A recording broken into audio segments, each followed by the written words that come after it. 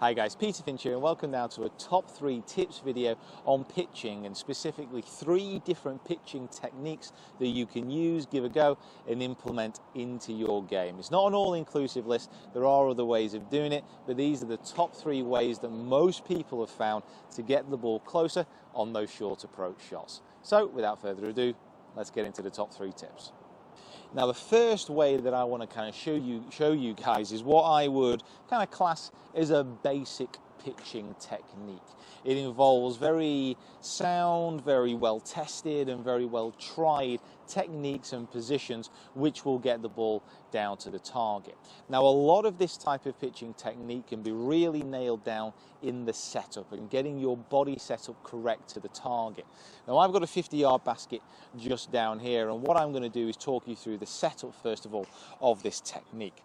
Now first of all, we want to be getting the club face aligned to the target. So it's picking your target line from the target back to the ball, getting that club in behind the actual shot, and then from here getting the feet and the hips slightly open to that target line. Now what this does, it presets the hips into an impact position, because over a short shot you don't have time to rotate that much. So it's presetting them into an impact position.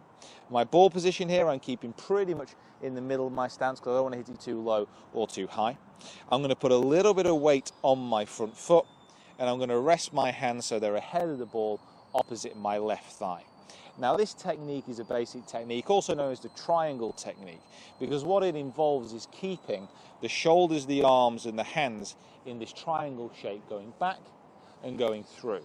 Now if nothing breaks down within that actual technique, because you're set up with your weight forward and your hands slightly ahead of the ball, what will happen is your angle of attack will be descending onto the ball. You'll hit the ball first and then the turf, and as long as those wrists don't kind of flick up through impact, you'll get a very consistent actual shot. What actually using this triangle and the shoulders back and through does, it allows you to get a consistent swing length back and a consistent swing length through, and allows you to control the distance a little bit better. Now something with all these pitching techniques that you do want to do is make sure that your sternum is pretty much over the ball and it doesn't shift back or away. It stays nice and centered over the actual shot. So I've got my setup here, I've got my weight forward, my hands ahead. I'm going to use my shoulders back and through, keeping that triangle together, and get the ball down towards that eventual target. And like I said, what it does, it just makes sure that that swing arc bottoms out just after the ball. This isn't about taking a divot, it's just about getting the swing arc just after the ball and getting it down towards the target. That's a bit better. Oh, just short.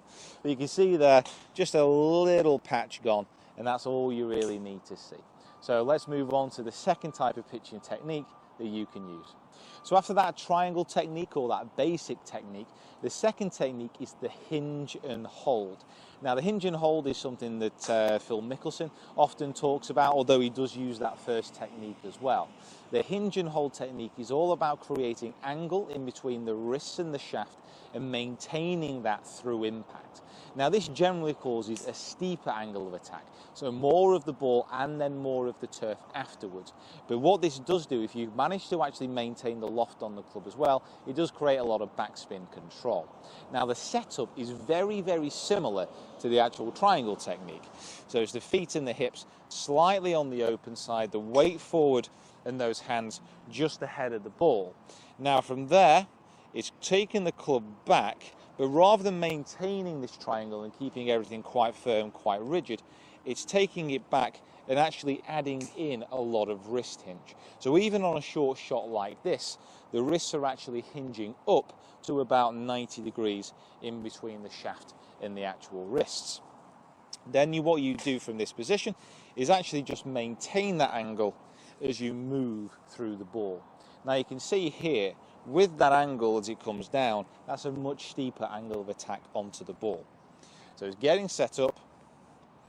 Again, those feet open.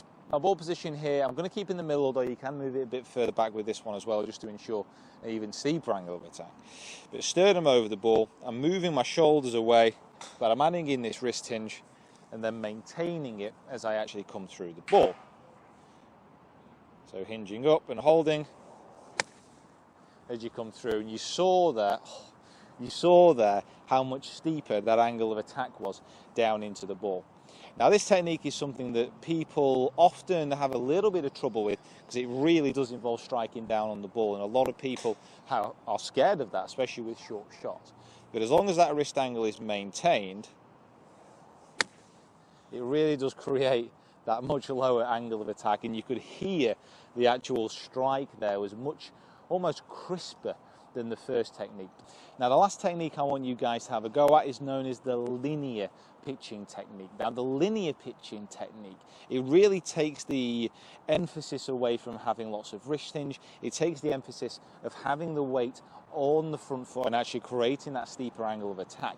And it's all about getting the club actually bottoming out at the ball a little bit more and actually using the bounce on the bottom of the club.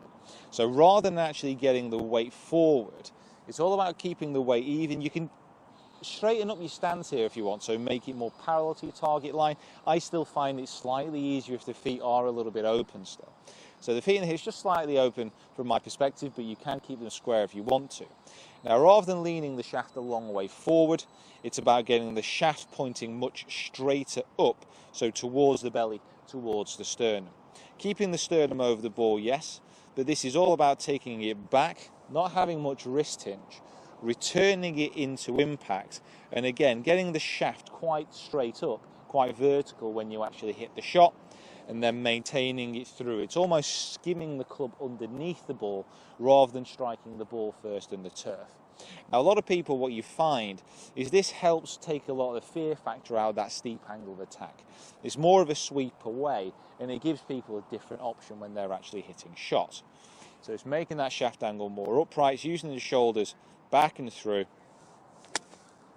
But you can see, in comparison to the hinge and hold technique, the actual launch with this 56-degree wedge here was massively high. And there's absolutely no divot really at the ball because it's that skim through. If this is off a really tight line, there would be a nice little clip divot through impact, but this is a little bit sat up here. So it's that setup, that shaft angle straight up at the body, back and through, more of a skim through, and you can see just the extra height that is actually created through that shot. So those are the top 3 pitching techniques that you can give a go, take away, and let me know how you get on. Like I said, there's no 100% correct way of actual pitching. My personal favourite is the first one, the triangle technique, because it's very, very simple.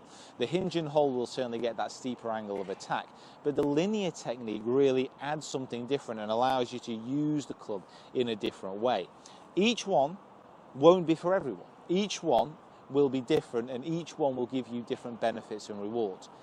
Give them all a go and let me know how you get on. As always, comment in the box below, subscribe to the channel if you haven't already, and follow me on my other social media platforms. Let me know how you get on, and we'll see you down here next time.